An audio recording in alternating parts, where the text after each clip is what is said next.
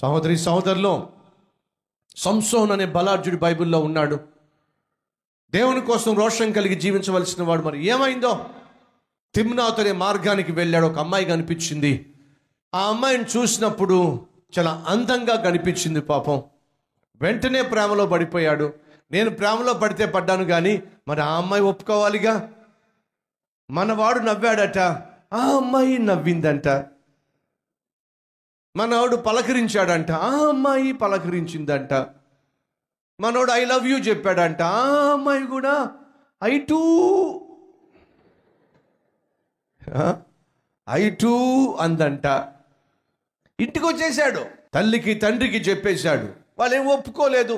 మరి ఏం చేశాడో ఏమో తెలియదు, కానీ ఆఖరికి ఇంటోళ్ళు కూడా ఒప్పేస్తున్నారంట.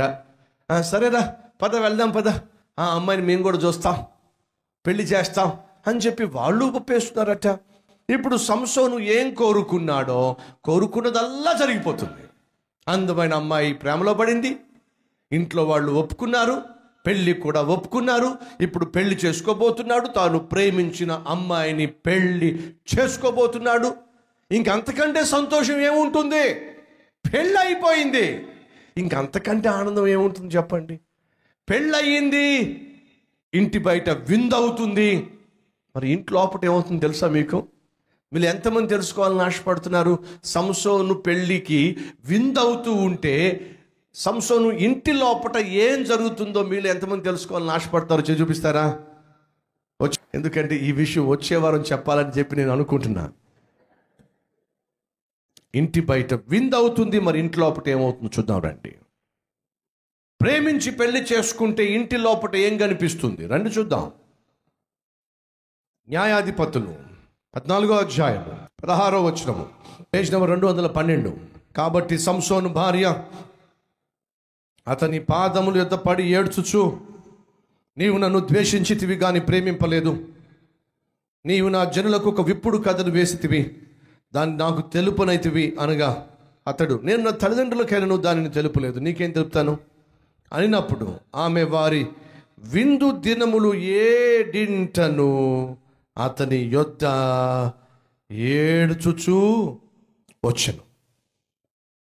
విందు దినములు ఎన్నైతే ఉన్నాయో బయటేమో విందు అవుతుందట, ఇంటి లోపటేమో చెప్పండి ఏడుపు.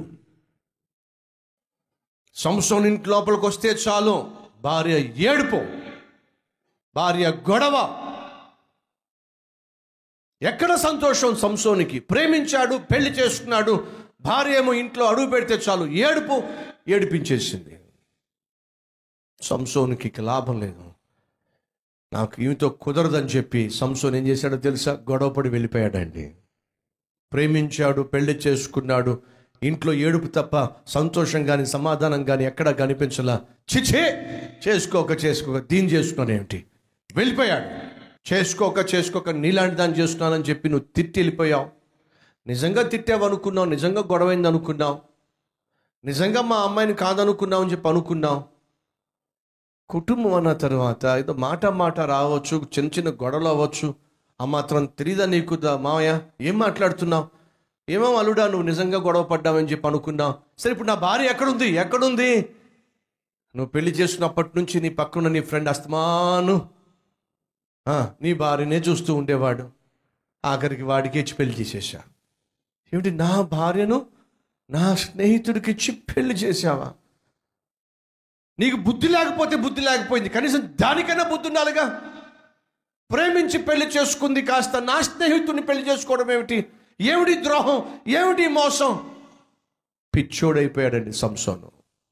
ప్రేమించి పిచ్చోడైపోయాడండి. తాను ప్రేమించి పెళ్లి చేసుకుంటే సంతోషం మిగిలాలిగా.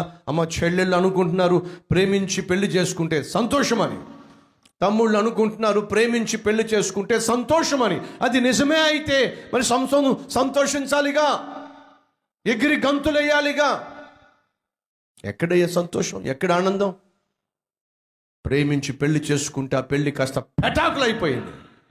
తాను ప్రేమించిన ఆ అమ్మాయి కాస్త సంసోనికి ద్రోహం చేసింది. రెండో పెళ్లి చేసేసుకుంది.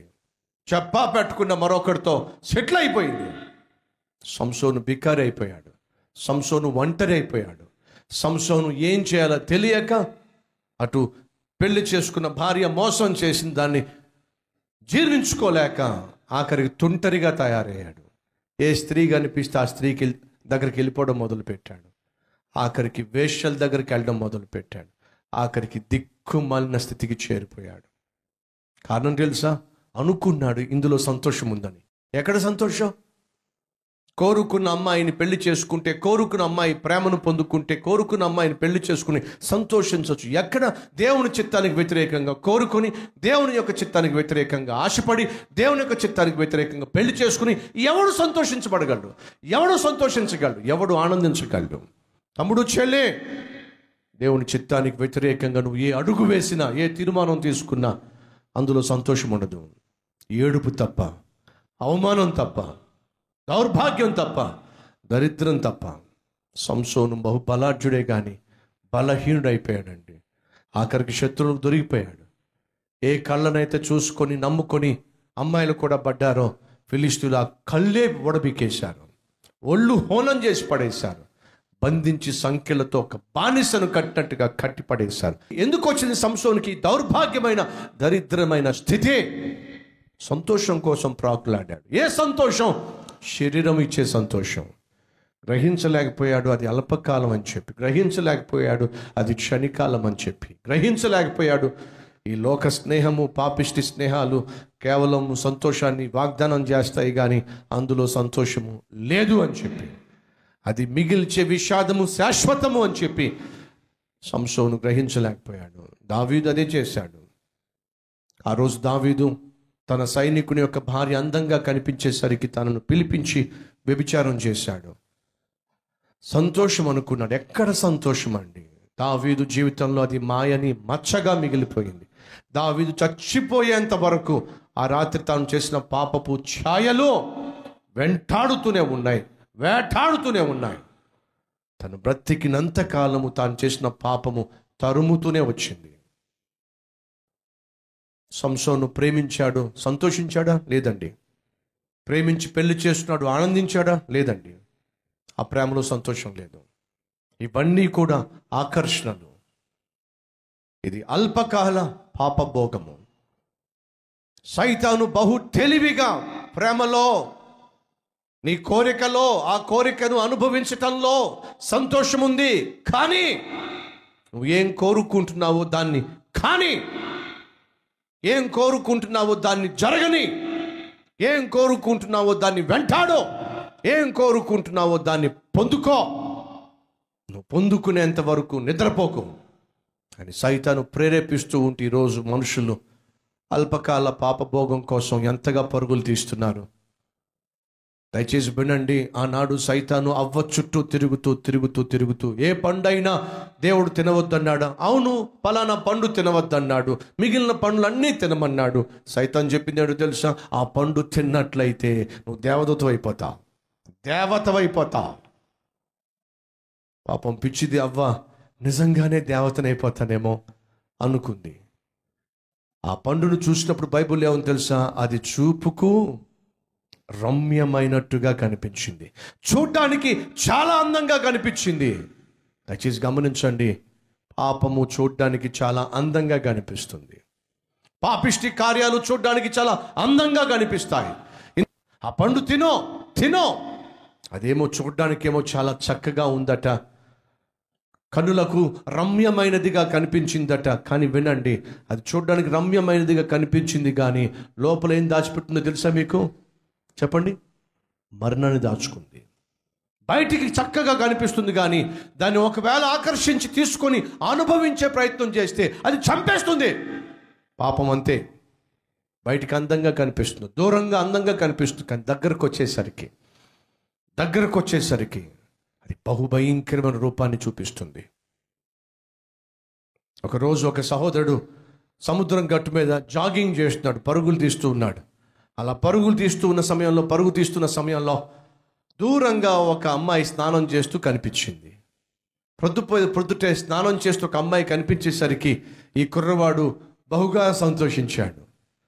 పొద్దుటే స్నానం చేసే అమ్మాయి కనిపించడం ఏమిటి, కలిసి వచ్చిన కాలం నాకు అని అనుకుంటూ ఆ అమ్మాయినే చూడాలని చెప్పి పరుగు తీస్తున్నాడు. అంతేకాదు, ఇప్పుడు ఆ అమ్మాయి దగ్గరికి వెళ్ళిన తర్వాత ఆ అమ్మాయిని చూసి నేనేం చేయాలి? నవ్వాలా? పలకరించాలా? ఏం చేయాలి? ఒకవేళ ఆ అమ్మాయి అందంగా ఉంటే, నేను తిరిగి నవ్వితే, హాయ్ అంటే ఆ అమ్మాయి తిరిగి హాయ్ అంటే, నేను పలకరిస్తే ఆ అమ్మాయి పలకరిస్తే, నేను మాట్లాడితే ఆ అమ్మాయి మాట్లాడితే, మా మాటలు కుదిరితే, మా మాటలు కలిస్తే, ఒకవేళ నేను ఐ లవ్ యూ చెప్తే, ఆ అమ్మాయి ఐ లవ్ యూ చెప్తే, ఆ తర్వాత ఇక్కడి నుంచి మేము ఎక్కడికి వెళ్ళాలి? అబ్బో, ఎన్ని ఆలోచనలో! తెగ ఆలోచించేస్తున్నాడు. గుండేమో ఏం కొట్టుకుంటుందిలే, 80 నుంచి 120 దగ్గర వెళ్ళిపోయింది. ఆ అమ్మాయి దగ్గరకు వస్తున్నాడు. మనోడేమో ఏవేవో ఆలోచిస్తున్నాడు. ఆ అమ్మాయి అటు తిరిగి స్నానం చేస్తూ ఉంటే వీడేమో బహుగా టెన్షన్ పడిపోతున్నాడు, టెంప్ట్ అయిపోతున్నాడు. ఏమైనా సరే ఆ అమ్మాయిని చూసి పలకరించాల్సిందే, ఏమైనా సరే ఆ అమ్మాయిని చూసి నవ్వాల్సిందే, ఏమైనా సరే ఆ అమ్మాయిని చూసి ఆఖరికి ఐ లవ్ యూ చెప్పాల్సిందే. బాగా దగ్గరికి వచ్చాడు. ఒక్కసారిగా ఆ అమ్మాయి వెనక్కి తిరిగి చూస్తే ఆ అమ్మాయి లెపర్సీ అమ్మాయి. మూతేమో పూర్తిగా ముక్కు లోపలికి వెళ్ళిపోయి ఉంది, నల్లగా ఉంది, లెపర్సీతో సఫర్ అవుతుంది, అగ్లీగా ఉంది, భయంకరంగా ఉంది. ఒక్కసారిగా అమ్మాయిని చూసేసరికి వీడి గుండె ఆగిపోయినంత పని అయింది. ఇప్పటిదాకా నేను ఊహించుకుంది మిస్ యూనివర్స్ ఏమో అనుకున్నా, మిస్ ఇండియా ఏమో అనుకున్నా, అయ్యో కుష్ఠరోగా. ఎస్, పాపము అలాగే ఆకర్షిస్తుంది. నీ మనస్సును పాడు చేస్తుంది, నీ ఆలోచనలను పాడు చేస్తుంది, నీ తలంపులను పాడు చేస్తుంది, నీ సమయాన్ని పాడు చేస్తుంది. తీరా నువ్వు దగ్గరకు వచ్చేసరికి, పాపాన్ని అనుభవించాలి అని దగ్గరకు వచ్చేసరికి అది అసలు రూపాన్ని బయట పెట్టేస్తుంది, నీ బ్రతుకును నాశనం చేసి పడేస్తుంది. ఈరోజు ఈ మాటలు వింటున్న సహోదరుడా, పాపము ఇచ్చే అల్పకాల సంతోషం కోసం నీ జీవితాన్ని, నీ ఆత్మను నాశనం చేసుకుంటావో, లేదా పరిశుద్ధమైన జీవితం ఇచ్చేటటువంటి సంతోషం కలిగి జీవిస్తావో నీ ఇష్టం. సమరయ పట్టణానికి ఫిలిప్పు వెళ్ళి సువార్త ప్రకటించినప్పుడు వారిని పట్టిన అపవిత్రాత్మలు వారిని విడిచిపెట్టెను. ఎప్పుడైతే వారిని పట్టిన అపవిత్రాత్మలు వారిని విడిచిపెట్టెనో ఆ పట్టణమంతా మిగులా సంతోషించెను. అసలైన సంతోషము పాపము చేయడంలో కాదు, పాపమునకు నో అని చెప్పడంలో ఉంది అసలైన సంతోషం. పరిశుద్ధముగా జీవించటంలో ఉంది అసలైన సంతోషం. ఆ పట్టణంలో ఉన్నటువంటి ప్రజలు అపవిత్రాత్మ నుండి బయటపడినప్పుడు, అపవిత్రమైన కార్యాలు చేయించే, అపవిత్రమైన వాటిని చూపించే, అపవిత్రమైనటువంటి వాటి కోసం ప్రాకులాడింప చేసేటటువంటి అపవిత్రాత్మలు వదిలిపెట్టినప్పుడు వారు మిగుల సంతోషించారు, బహుగా సంతోషించారు. ఈరోజు ఈ మాటలు వింటున్న సహోదరుడా, నీ ద్వారా సైతాను ఏ పాపమైతే చేయిస్తున్నాడో, నీలో ఏ అపవిత్రమైనటువంటి కార్యకలాపాలకు చోటిస్తున్నాడో అవే నీకు సంతోషం లేకుండా చేస్తున్నాయి, నీకు నెమ్మది లేకుండా చేస్తున్నాయి, నీకు ఆనందం లేకుండా చేస్తున్నాయి. ఆ పాపం చేసేంత వరకు సంతోషాన్ని ఇస్తుంది, ఆ తర్వాత నీ బ్రతుకును నాశనం చేసి పడేస్తుంది. కాసేపు సంతోషం కోసం నీ ఆత్మను నాశనం చేసుకోమాకు, కాసేపు సంతోషం కోసం నీ కుటుంబాన్ని నాశనం చేసుకోమాకు. అడుగుతున్నాను, పరిశుద్ధముగా జీవించడం వల్ల వచ్చేటటువంటి మిగుల సంతోషం కావాలా, పాపిష్టి కార్యాలు చేయడం వల్ల వచ్చినటువంటి అల్పకాల సంతోషం కావాలా? దేన్ని కోరుకుంటాను?